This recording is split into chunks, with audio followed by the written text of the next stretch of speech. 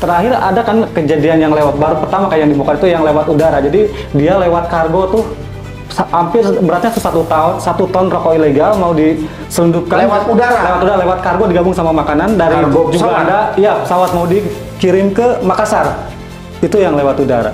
Tadi para pedagang itu tidak sampai kepada benar atau legal tidaknya cukai yang digunakan. Yang penting mereka paham bahwa saya menjual yang bercukai. Padahal nggak tahu Pitanya belum banyak masih ngobrolin 3,7 juta batang. 3,7 juta Oh, 2 itu yang di Tasik aja ya? Ya, Total yang tapi hitungannya batang ya? Batang ya. Oke. Kapan kita misalkan 1 juta batang, bayangkan kalau dalam 1 juta batang itu potensial loss negaranya 1 batang 1.231 rupiah. Kalau 1 juta batang berarti kan potensial lossnya sudah 1,2 miliar. Ini DBHCHT Pakasat yang terbesar kan untuk kesejahteraan masyarakat dan kesehatan Pak, porsinya. Yang kalau sekarang ada bansos, kemudian BPJS, Kartu Indonesia Sehat, itu yang bayar preminya dari DBHCHT. Oke. Salah satunya. Masyarakat tahu nggak sih sebenarnya itu? Harusnya tahu ya, karena kita rajin sosialisasi ya Pak. Mereka merokok rokok yang legal, bayar cukai, secara tidak langsung dia menyumbang ke negara untuk membangun jalan, untuk membangun sekolah, untuk pendidikan anaknya.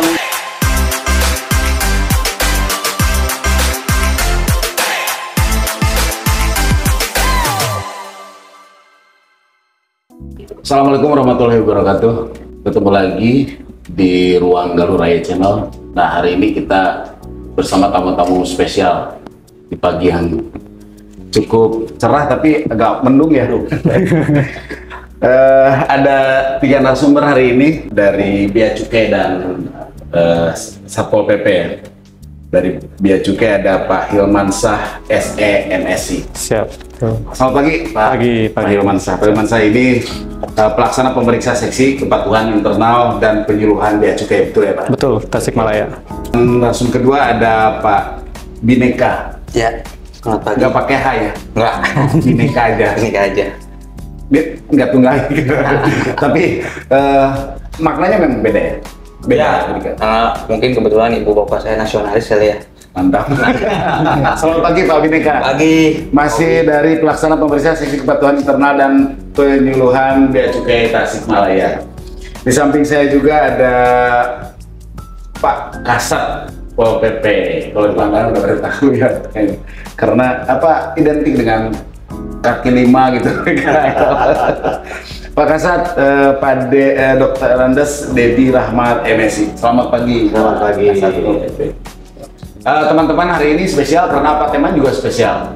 Tema yang ditemukan dalam keseharian kita dan menjadi bagian mungkin dari bagian keseharian terutama dewasa ya, masyarakat dewasa.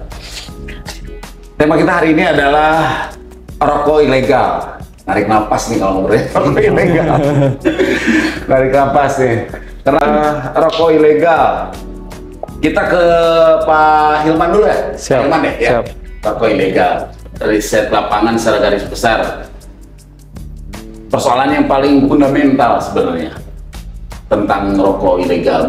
Ada beberapa masyarakat umumnya yang menyatakan bahwa merokok itu adalah bagian dari kehidupan sehingga menjadi hajat hidup. Ketika ada kebijakan rokok seolah-olah tanpa border sendiri ya. Pertanyaan paling fundamental, mengapa rokok ilegal begitu sulit diberantas meski sudah ada regulasi?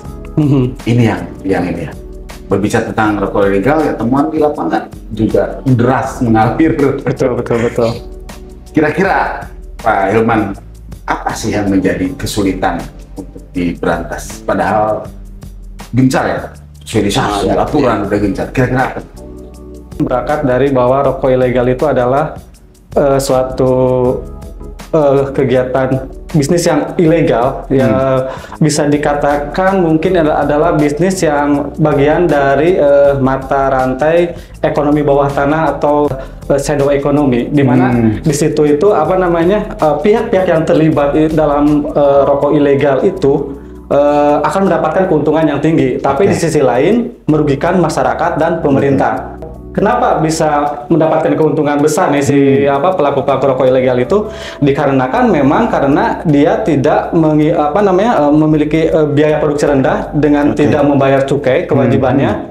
Dengan dia menjual biaya yang rendah, tentunya akan meningkatkan permintaan pasar dong dari konsumen. Demand tinggi ya? Demandnya tinggi.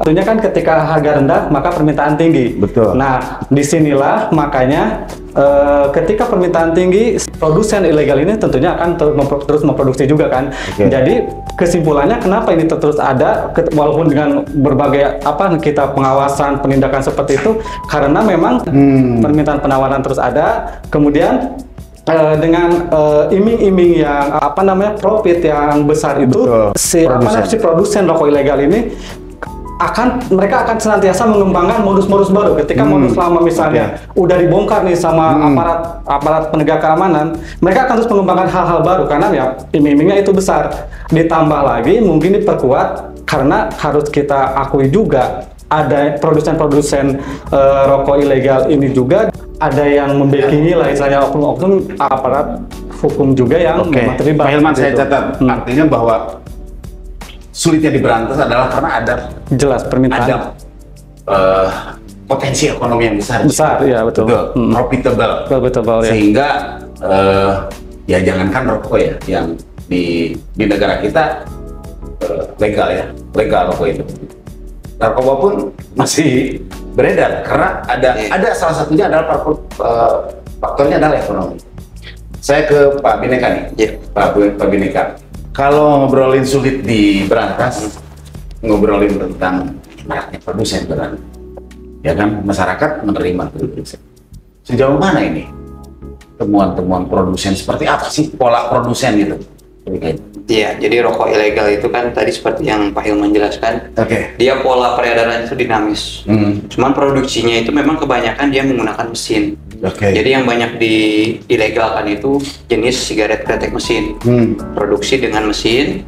Nah, seiring dengan perkembangan teknologi, dimensi mesin yang tadinya besar untuk melinting rokok itu sekarang kan bisa diperkecil. Nah, mungkin efek negatif teknologinya itu seperti itu. Jadi ketika sudah dimensinya kecil, dia bisa portable dibawa kemana-mana. Mesin melinting rokok itu dengan bahan yang mudah didapat. Tembakau kan memang Indonesia salah satu produsen tembakau terbesar di dunia ya, nomor 4 kalau tidak salah. Bahan berlimpah, kemudian konsumen berlimpah.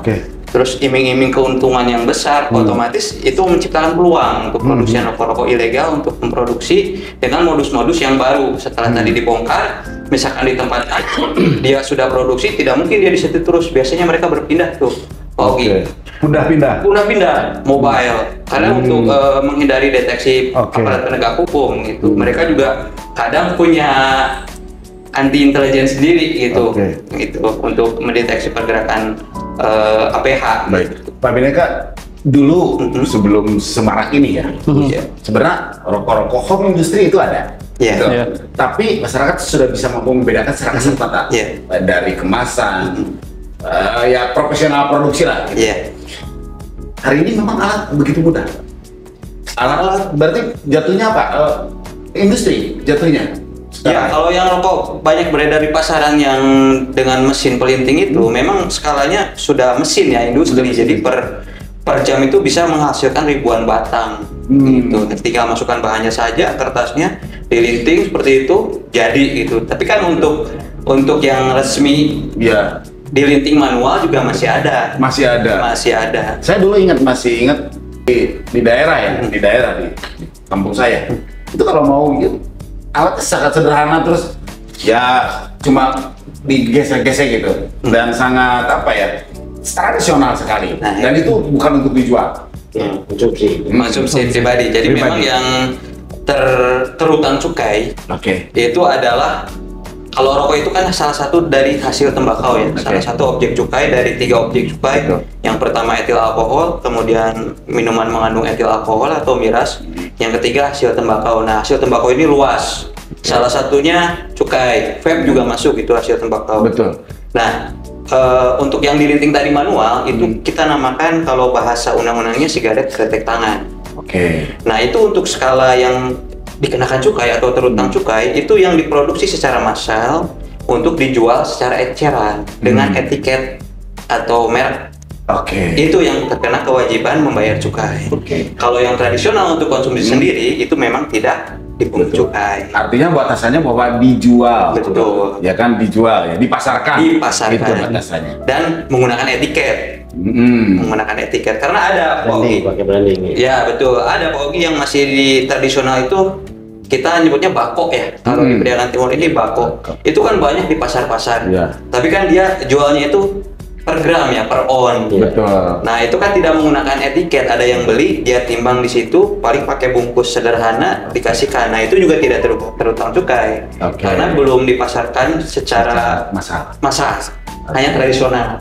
Itu tidak terutang cukai. Itu yang harus dipahami batas-batasnya di dalam undang-undang itu seperti itu.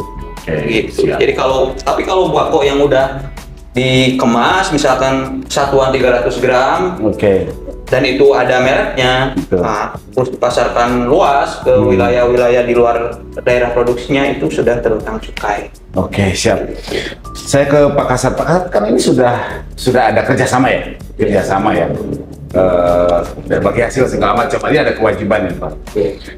Pak Kasat, di daerah sendiri, terutama di kabupaten ya, daerah, itu seberapa dasar peredaran itu, baik secara tadi yang di industrialisasi maupun yang secara manual. Ya, kalaupun dijual secara eceran, tapi sifatnya kalau produksi dan dijual tetap artinya bahwa itu ilegal jatuhnya. Hasil temuan-temuan di daerah pemerintah sendiri seperti apa? Ya, terima kasih untuk di Kabupaten Pangandaran. Betul. Ini kita mendapatkan dana bagi hasil itu udah beberapa tahun ke belakang. Setiap tahun kita senantiasa melaksanakan operasi bersama dengan MP. Nah, dari hasil temuan yang kita dapati di lapangan, memang tidak sedahsyat kabupaten kota yang lain. Mungkin di sini lah daerah wisata, daerah wisata, tapi dilihat dari segi aspek perdagangan kita daerah masih kecil, tidak seramai Banjar atau Garut seperti yang lain, sehingga kita mendapatkan hasil operasi bersama selalu kalah dari kalau dilihat dari jumlah hasil ini dibanding daerah lain ya. Jadi ini mungkin karena memang pasaran di Pangandaran mungkin kurang seksi untuk para pelaku usaha rokok ilegal itu sendiri, kurang seksi karena mungkin pasarannya kurang lah gitu. Nah, kita memang masih minim di Pangandaran. Pasar kurang itu baik datanya seperti apa? Kita ukuran bahwa di daerah ini kurang nih peredaran. Temuan kan nanti akan tergantung seberapa dahsyat petugas ya. Nah, apa dari temuan atau seperti apa sih? Kita kan sebelum pemberantasan itu ada tahapan, yaitu pengumpulan informasi. Kita nyebar petugas ke berbagai pelosok, ke berbagai itu. Betul. Masih terbilang kecil adanya di warung-warung ataupun itu yang menjual rokok ilegal. Hasil dari pantauan intelijen sehingga pada saat pemberantasan pun misalkan disinyalir di warung A, titik A, di lokasi titik kode ini, begitu di sana memang sedikit. Aneka sulit ya diberantas faktor otonomi selain produsen. Faktor ekonomi menjadi profitable ya. Ini ada faktor ekonomi juga, daya beli masyarakat. Apakah sangat linear ketika daya beli masyarakat rendah sehingga dia mencari produk? Rumusnya mungkin seperti itu. Berarti artinya bahwa ketika satu daerah daya belinya rendah, kemungkinan potensi subur seperti itu. Bisa jadi, tapi tidak selalu, Ogi. Jadi kita juga harus melihat kultur masyarakatnya di suatu daerah ya. Kalau misalkan kita sebutlah Kabupaten Garut, memang tingkat kemampuan ekonominya rendah, tapi tingkat kesadarannya juga rendah. Makanya di sana jadi pasar seksi untuk peredaran rokok ilegal. Beda halnya kalau kita bandingkan dengan Kabupaten Pangandaran. Ini kan sama-sama ya, mungkin GDP per kapita atau pendapatan per kapita tidak jauh beda dengan Kabupaten Garut. Tapi di sini tidak, tadi seperti Pak Kasat jelaskan, tidak terlalu marak rokok ilegal. Karena di sini itu kebanyakan perokoknya itu loyal gitu terhadap satu merek. Kalau dia Kalau masyarakat misalkan dikasih rokok coba yang baru, oh dia bermain aman. Saya biasanya rokoknya ini loyal dia. Betul. Gitu. Mendingan beli ketengan istilahnya daripada mencoba yang lebih murah tapi nggak jelas. Oke. Nah, Ini berbicara selera gitu. ya betul. Tapi bukan iklan selera ya. Bisa linear tapi bisa tidak. Jawabannya itu karena tergantung kultur dari masyarakat di masing-masing daerah. Tapi secara ekonomi memang linear dengan tingginya tarif cukai, kemudian kemampuan daya beli masyarakat yang rendah, itu jadi salah satu opsi, tapi bukan pembenaran, Pak Obi. Karena sekarang rokok-rokok yang legal, yang berpita cukai dengan harga yang sama dengan rokok ilegal itu ada tersedia. Gitu. Dengan misalkan betul. Ada pilihan ya? Iya, ada pilihan. Bahkan ada produk-produk yang menginternasional juga menurunkan ada pilihan diversifikasi produk Betul. lebih murah gitu. Betul. Artinya dipenuhi pasarnya gitu. Betul. Selalu ada pilihan mau baik atau tidak gitu. Iya. Dengan rentan harga yang sama, ini ada yang legal, ini ada yang ilegal. Murah bukan berarti satu-satunya bahwa rokok ilegal beredarmu itu bukan karena murah saja. Karena ada yang legal murah gitu kan. Betul. Jadi tidak bisa jadi alasan pembenaran jika misalkan faktor ekonomi menjadikan rokok ilegal itu kenapa cukainya dinaikkan. Sementara cukai itu kita punya 4 kebijakan, pilar kebijakan cukai sebelum menentukan tarif cukai. Dia akan proporsional dan adil, mengingat kan industri rokok juga dia banyak menyerap tenaga kerja. Kalau kita menaikkan suatu sisi cukai tinggi, tenaga kerjanya terancam PHK. Oke, siap. Proporsional. Sebelum ke pertanyaan yang kedua, dan masih pasti satu pertanyaan ini panjang. Saya ingin ada sedikit gambaran data. Bea Cukai Tasikmalaya artinya bahwa daerah wilayahnya berapa daerah? Kita itu wilayah pengawasan wilayah kerja itu 6 kabupaten kota. Dari Garut sampai Pangandaran. Dari Garut sampai Pangandaran itu luasnya sekitar 24% dari luas wilayah Jawa Barat. Priangan Timur lah. Priangan Timur. Herman, ada nggak data terakhir? Data seberapa terakhir, banyak rokok ilegal data terakhir penindakan sampai dengan Mei itu ada yang rokok ilegal ini ada sekitar 2,5 juta batang ya. 3,7. 3,7 juta batang. Itu sampai dengan Mei ya. Kalau 3,7 juta batang. 3,7 juta batang. 3,7 juta Soal batang. 2, itu yang di Tasik aja ya. Ya. Itu total yang Tapi hitungannya batang ya? Batang ya. Oke. Kenapa hitungannya batang? Nah, saya tanya makanya. Kenapa hitungannya batang? Jadi gini, tarif cukai hasil tembakau rokok itu adalah per batang. Oh, per batang, bukan per bungkus ya? Bukan. Dan itu tergantung golongan pabriknya berbeda. Pabrik yang besar dia tidak akan mampu bersaing jika tarif cukainya sama dengan pabrik yang besar. Pabrik yang kecil pasti beda. Betul. Kita menggolongkan menjadi 2 golongan. 3 golongan untuk sigaret kretek mesin. Ada golongan 1, golongan 2, golongan 3. Oke. Nah gitu, untuk golongan 1 itu tarifnya untuk sigaret kretek mesin Rp1.231 per batang. Per batang. Kalau yang golongan di bawahnya ada Rp746 per batang. Kan beda jauh tuh. Betul. Antara 700 sama 1.200. Betul. Oke. Itu asas keadilannya di situ. Ya, memenuhi kepentingan sesuai. Ada middle up, middle down, middle ada. Kenapa per batang? Tadi linear. Ketika tangkapan kita misalkan 1 juta batang, bayangkan kalau dalam 1 juta batang itu potensial loss negaranya satu batang Rp1.231. Kalau 1 juta batang berarti kan potensial lossnya sudah 1,2 miliar. Kerugian negaranya 1,2 miliar. Kalau 1 juta. Kalau 1 juta batang. Sudah batang. Ini 3 juta. Ini 3 juta. Ya, Dikali 6 wilayah Priangan. Rugi negara sudah rugi. Dan kalau berbicara tentang kerugian negara, ya sudah berarti akan kerugian masyarakat tuh. Pada akhirnya seperti itu. Betul kan? Iya. Ya, yang tadi dana bagi hasil akan dikembalikan kan? Betul. Masyarakat. Betul.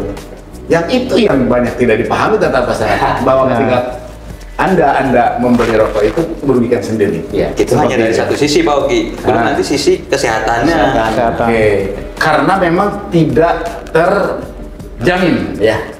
Betul. Betul. Mengandung apa? Betul. Karena tidak lolos. Betul. Oke. Tidak ada tes. Setiap laboratorium. rokok yang legal melalui bea cukai sudah ada jaminan. Nah, gimana? Apa Hewan? Jadi satu ini, misal Bapak nih mau bangun PT nih, mau produksi rokok gitu ya, pabrik Oke. rokok. Itu sebenarnya kan tahapannya tuh panjang ya, maksudnya dimulai dari persyaratan dari bangunannya, segala luas bangunannya, perizinan semua dipenuhi dulu. Nah, selain itu kan untuk memproduksi itu ada macam uji laboratorium untuk tar nikotin, itu ada ketentuannya yang jelas itu. Jika dibandingkan dengan rokok ilegal yang memang ya secara produksinya itu ya memang di rumah-rumah yang di perumahan itu yang tidak dijamin sama sekali gitu. Tidak ada standarnya sama sekali, itu sangat jelas seperti itu. Tadi berbicara kesehatan nih, artinya bahwa ketika produksi pihak pemerintah khususnya bea cukai itu akan memastikan loh bahwa rokok ini ya kalau ngobrol kesehatan ya rokok betul. Kita ngobrol kesehatan, tetapi ngobrol berbahaya beda, kesehatan dan berbahaya beda. Ketika dikonsumsi berbahaya, artinya bahwa rokok ilegal sudah terverifikasi ini mengandung ini. Dan rokok ilegal nggak ada yang bisa bertanggung jawab. Betul. Begitu mungkin kira-kira ya. Iya. Istilahnya rokok legal aja berbahaya, apalagi yang ilegal gitu kan. Iya. Jadi Sangat bahayanya itu kan. Jadi tambahnya gini Pak Ogi. Bukan berbahaya Pak, mungkin merugikan kesehatan. Jadi kalau rokok legal itu, yang legal beredar di pasaran, mereka sebelum di-approve untuk beredar di pasaran, dia harus memenuhi beberapa tahapan. Tahapan yang paling penting adalah dia uji laboratorium tentang kadar tar dan nikotinnya. Oke. Itu ada batas maksimal yang boleh dan batas maksimal yang tidak boleh.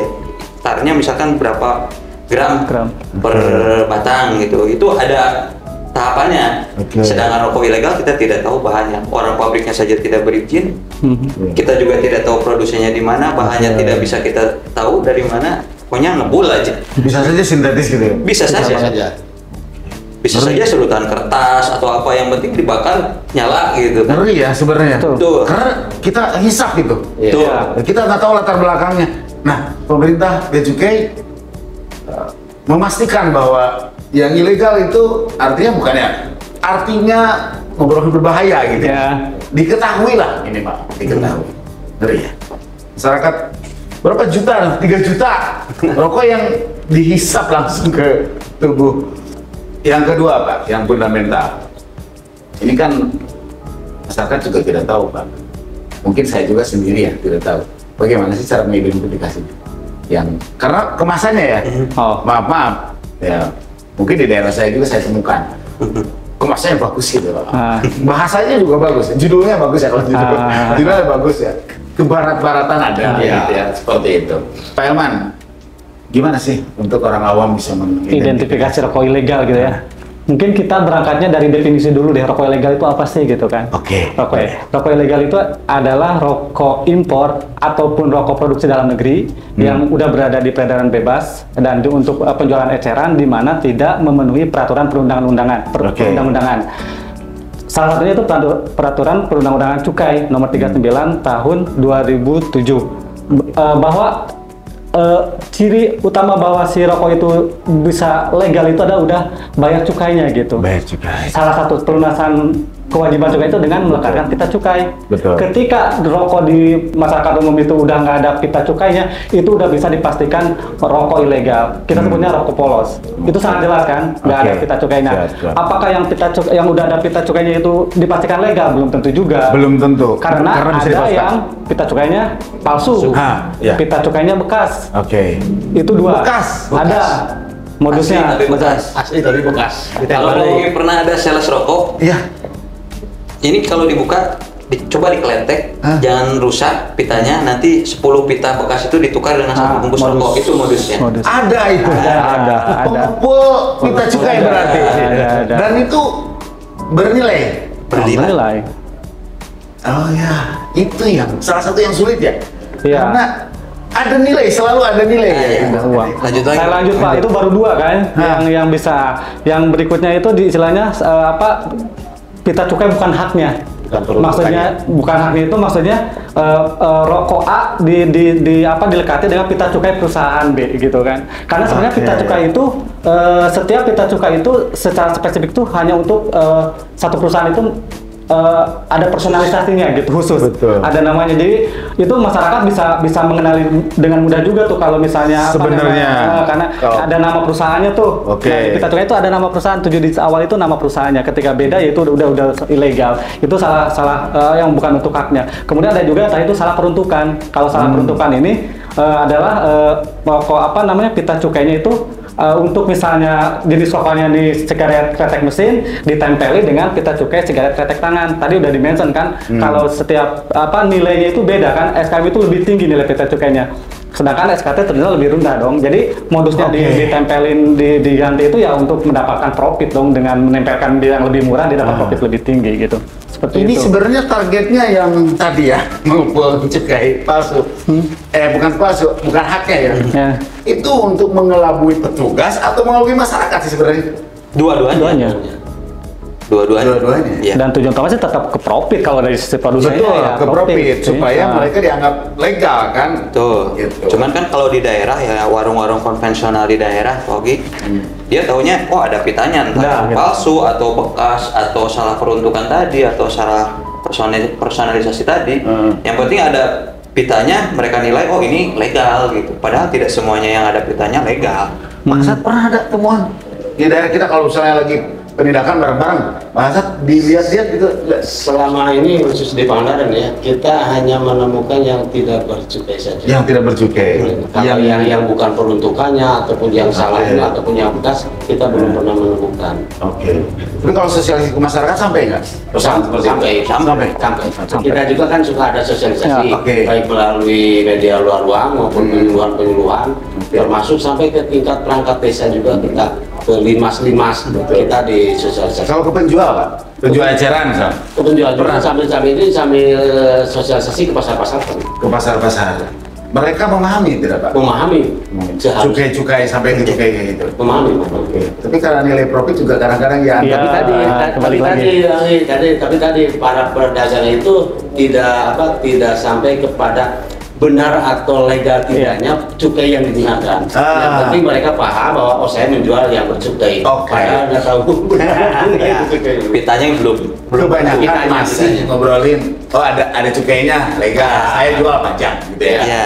Oke, yang tidak bercukai Kebanyakan masyarakat sudah tahu kalau tidak ada pitanya, dia tidak berani misalkan jual di etalase, pasti sembunyi-sembunyi. pasti sembunyi. Itu yang paling Ya. mudah. Karena untuk dapat pita, even itu palsu ya, Oke. produsen tuh harus butuh effort lagi Betul untuk tadi. memasukkan ya. Iya. Yang paling gampang ya polos, sudah begitu produksi bungkus, wow. Fakta di lapangan kan memang yang ditindak itu lebih dari 90% itu rokok-rokok polos. Karena paling iya. Itu hanya kasuistik ya? Iya. Yang benar-benar ngulik kayak gitu ya? Iya, iya. Ngulik sampai tadi yang bukan haknya, Kayak Iya. gitu, atau palsu. memasukkan cukai. Iya. Iya. mana sebenarnya yang jelas kata si petugas orang itu kita menerima aja dibayar nanti dibayarnya setelah dia mau. Jadi tatkala kita merazia bersama dengan cukai juga, si warung pada prinsipnya walaupun dirazia tidak dirugikan karena polanya pola nyimpan. Konsinyasi ya. Oh iya. Bahkan yang kirim pakai box mobil. Oke, tidak pakai atribut branding apapun. Enggak. Ya, kebanyakan cerita-cerita ke warung yang ditemui yang didapat. Saya sulit identifikasi karena mereka pergerakannya gitu. Luar biasa ya, sebegitu effort tinggi berarti kan untuk menghindari kita. Pola terbesar saat ini justru memang lewat media online ya. Jadi antara distributor besar, produsen misalkan, kita kan alhamdulillahnya di wilayah Priangan Timur ini tidak ada ya. Belum pernah kita menemukan produsen rokok ilegal. Jadi kebanyakan rokok ilegal itu diproduksi di wilayah Jawa Tengah, Jawa Timur, dan Madura. Itu wilayah produksinya. Kemudian dipasarkan ke wilayah barat, Jawa Barat, kemudian Sumatera, Kalimantan. Itu konsumennya di situ. Oke. Nah, pola-polanya sekarang itu dia kan sekarang ada media online ya, gampang untuk misalkan Facebook, WhatsApp atau sosial media lainnya, Instagram, DM. Dia pesan lewat itu. Nah, untuk pengirimannya itu tadi menggunakan jasa ekspedisi. Baik itu mau lewat kereta api, kemudian darat melalui kendaraan, bus segala macam. Jadi polanya seperti itu sekarang yang banyak kita temukan. Dan ada juga yang memang langsung dari produsen itu satu, misalkan mobil Grand Max gitu ya. Cuman Grand Max yang polos lah ditutup Yang tidak kacanya ada tuh. branding apa, Tidak ada brand branding gitu ya. apa-apa gitu. Kita nggak bisa deteksi kalau dari luar kalau itu rokok kalau tidak ada Betul, informasi betul, intelijen. Dia jalan tuh ada juga. Itu mungkin skalanya sudah besar kayak di suatu daerah. Oh iya, market itu pasti ya, Iya. jualan legal. Berarti artinya kan diawasi nanti ya? Ya betul. Diawasi kan? Jadi mungkin nanti ada ya, kita harus pendalaman lagi ke modus-modus baru.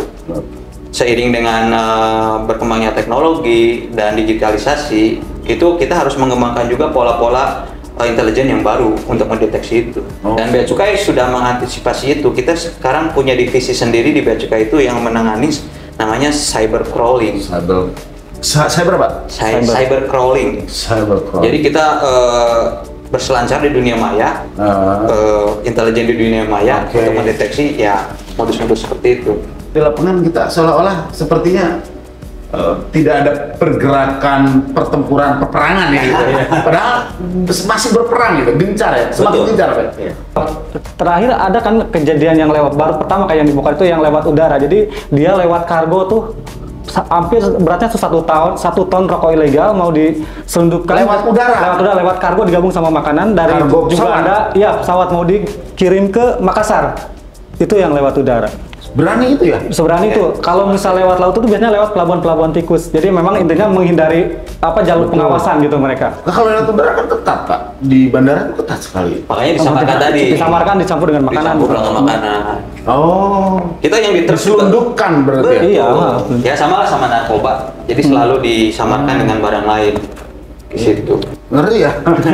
Berarti karena memang secara ekonomi ya berarti. Ya, Profitnya- profitable banget. profitnya yang- Profitnya memang luar biasa. Pak, negara sudah jelas dirugikan.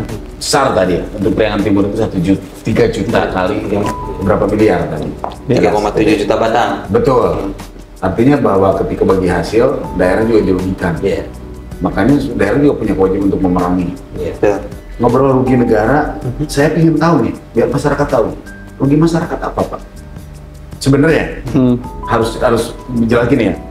Kalau ngobrolin tentang masyarakat, kan saya diuntungkan lah ada rokok murah. Alasannya gitu. Iya. Iya. Ya salahnya kenapa mahal rokok gitu ya. Padahal tadi ada yang legal juga, ada yang di kelasnya. Iya. Sebenarnya ingin tahu rugi masyarakat dengan peredaran rokok ilegal ini marak ini apa sebenarnya yang paling merugikan masyarakat? Biar masyarakat juga paham gitu. Nah nih. Boleh dari CV dulu nanti dari Pak. Jadi ada 2 garis besar kerugian masyarakat. Yang pertama dari sisi keuangan negara, Oke. kemudian dari sisi kesehatan. 2 garis besar. Yang dari sisi kesehatan sudah jelas. Ini justru yang harus jadi perhatian utama masyarakat ya, karena tidak hanya meracuni diri sendiri.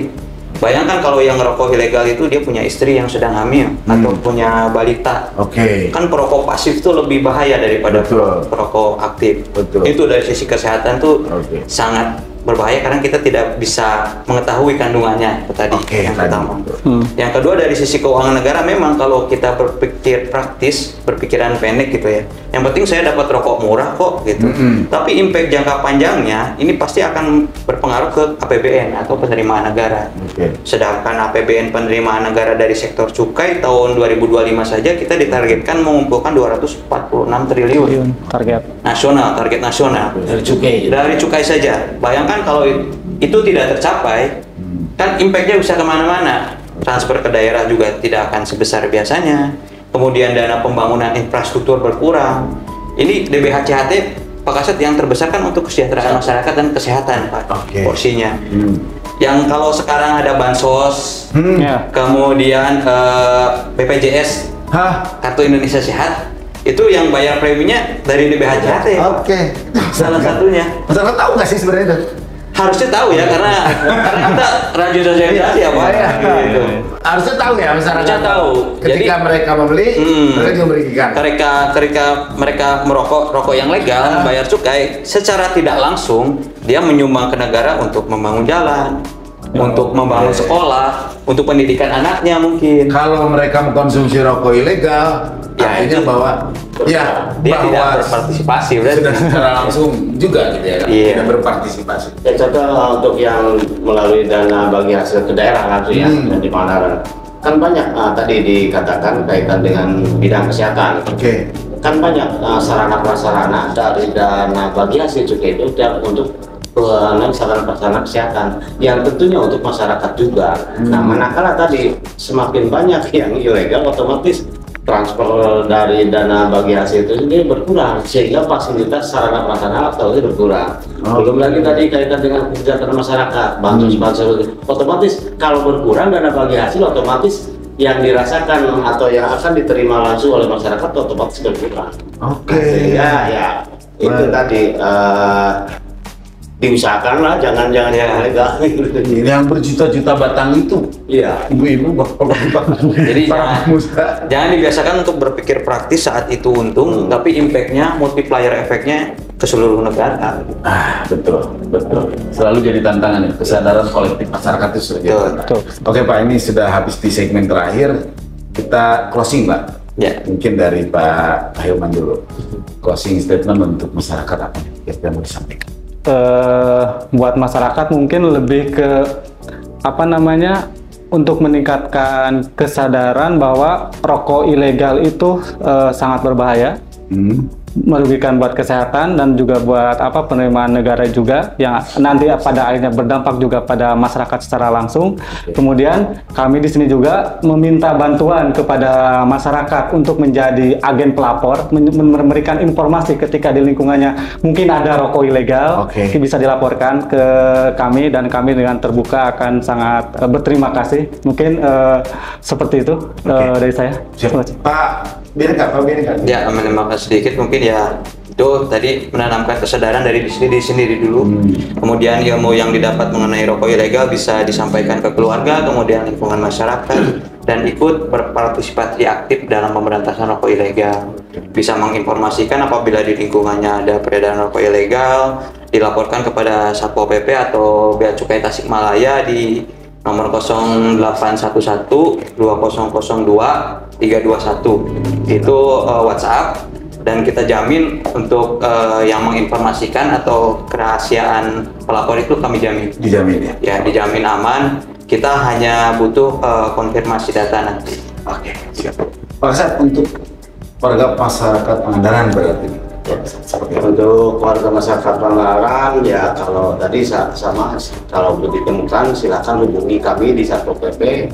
Dan untuk para generasi muda, ya ini untuk generasi muda nih, jangan merokok kalau tidak merokok. Tapi kalaupun tidak bisa menghindar dari merokok, merokoklah yang legal. Luar biasa. Terima kasih Pak Hilman, Pak Bhinneka, Pak Kasat, terima kasih. Mudah-mudahan ini menjadi pencerahan bagi masyarakat. Terima kasih. Assalamualaikum warahmatullahi wabarakatuh. Siap.